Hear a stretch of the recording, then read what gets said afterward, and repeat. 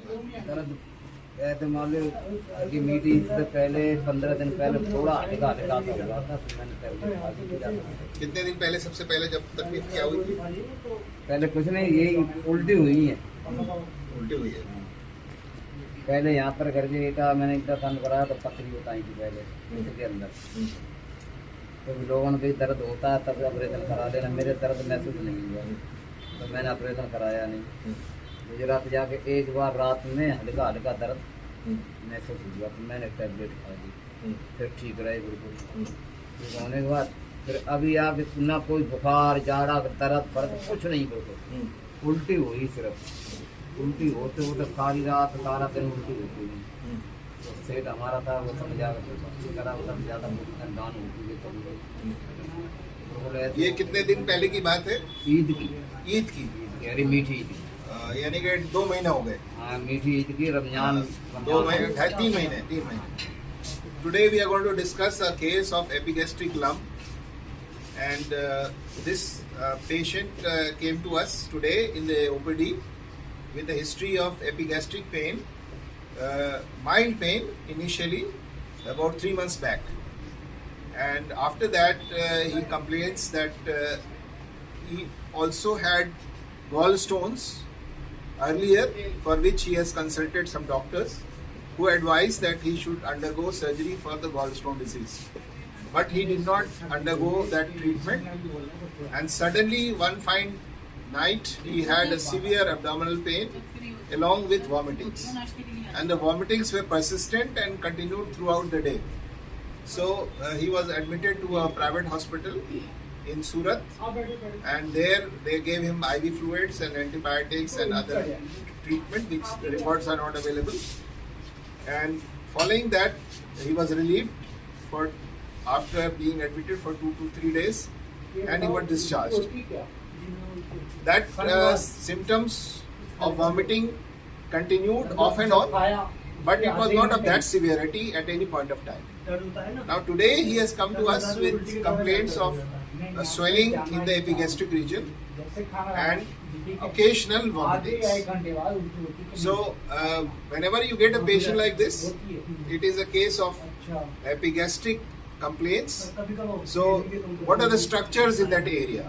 So that you have to keep in mind, and the first structure which comes to mind is the stomach or duodenum. So any patient who is coming with abdominal pain and vomiting, the first thing you must think of, is it related to peptic ulcer disease or pyloric obstruction. Then the next of that is the pancreas, because it is behind the stomach and in the lesser sac, or in the pancreas if there is a pathology. So that you have to take into account. And we already know that this patient has gallstone disease from the beginning. So that has to be considered, although the pain is more in the epigastric region, so it is unlikely to be from the gallstones. So, and the other rare thing which can happen is the liver encroaching upon that area. So, and of course transverse colon also passes through that part. So there are 4 structures which have to be taken into account when you are going for examination. First, of course, I told you the stomach and duodenum. The second is the pancreas, the third is the transverse colon, and the fourth is the liver. So out of these 4, one of the diseased organ will be there in the history itself.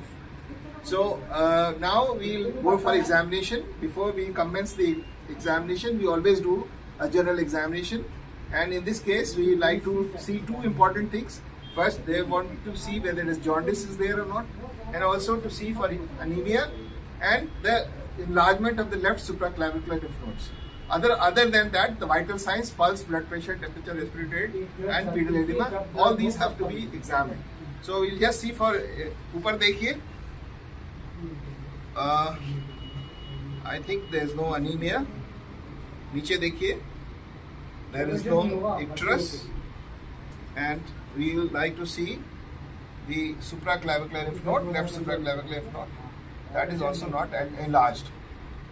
And of course the other nodes we will just examine, and there are no enlargement of the transverse chain or the vertical chain.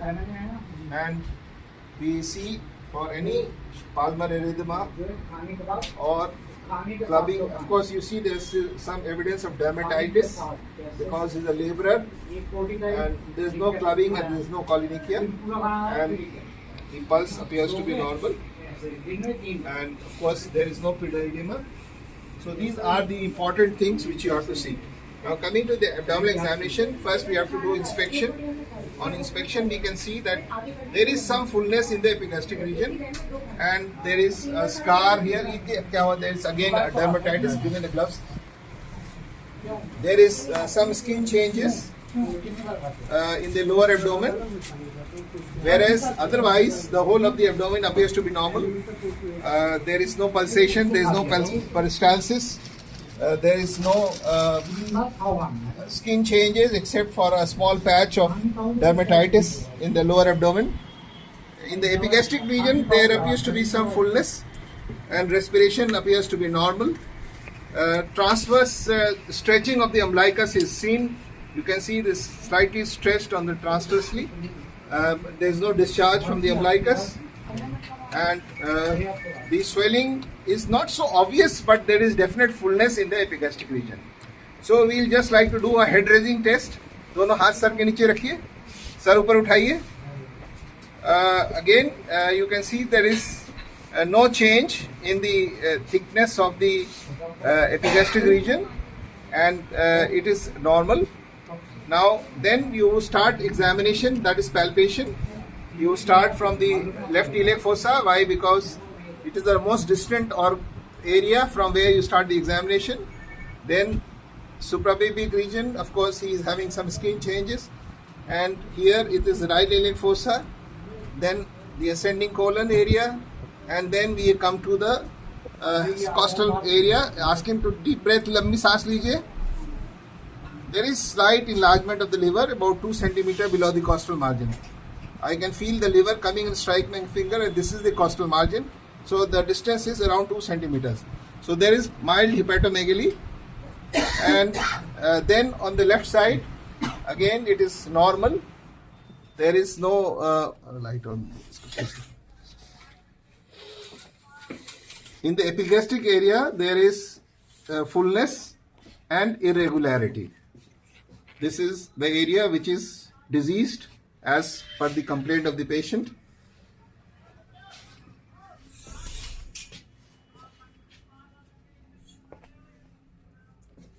Now we will just see what happens in the head raising test. So, sir upar uthaiye.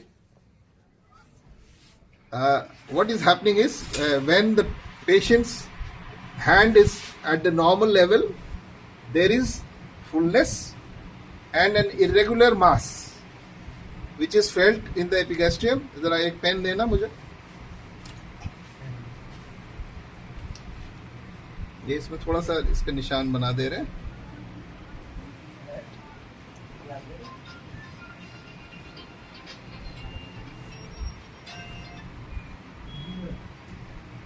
So this is an oval mass.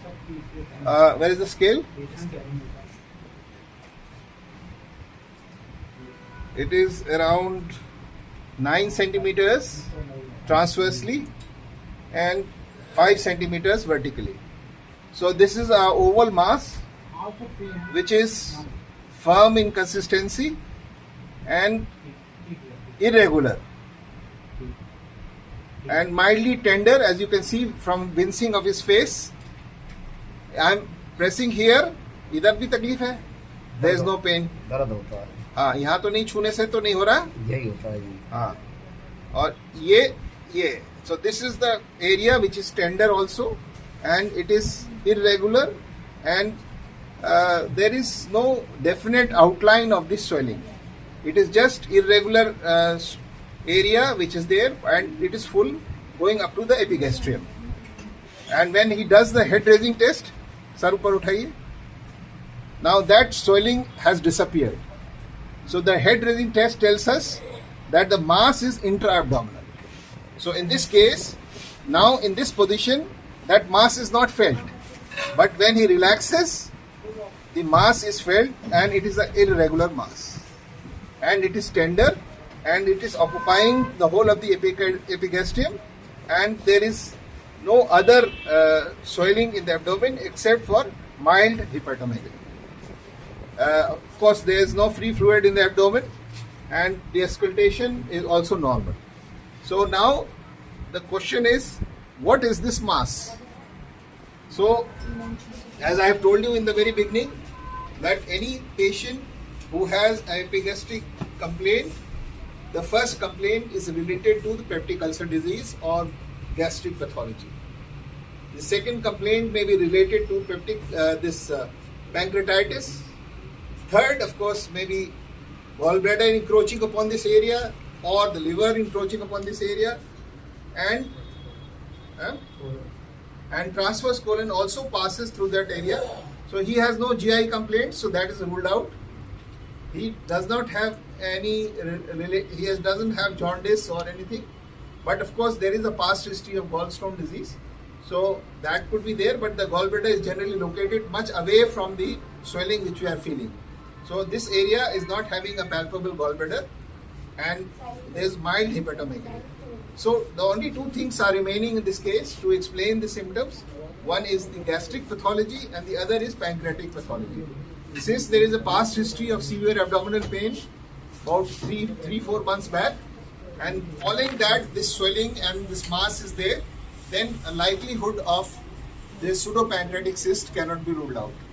But pseudopancreatic cyst is usually tense, smooth. This is not tense, this is not smooth.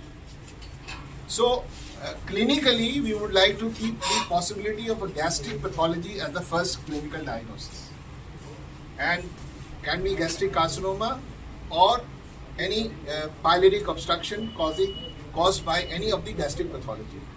Second, of course, since there is a definite history of pancreatitis or severe abdominal pain in the past, it could be a resolving pancreatitis with a pseudopancreatic cyst. And pseudopancreatic cyst sometimes is only liquid or fluid, and sometimes it has solid parts also. So what we are feeling may be the solid component. Liquid component may have resolved by now.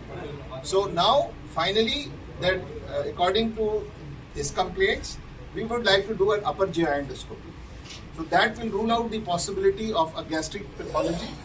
And if there is no gastric pathology, then the only pathology which remains is a pseudopancreatic cyst. And in the upper GI endoscopy, we will also see a bulging in the posterior part of the stomach.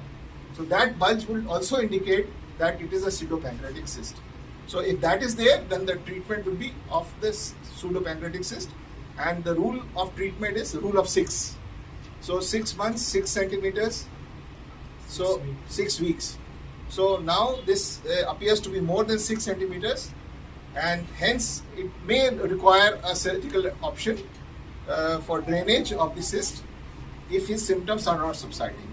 Otherwise, he can be given some more time because it's not a very big cyst and it's not full of fluid. Whatever is remaining is a solid structure which needs to be removed surgically. Thank you very much.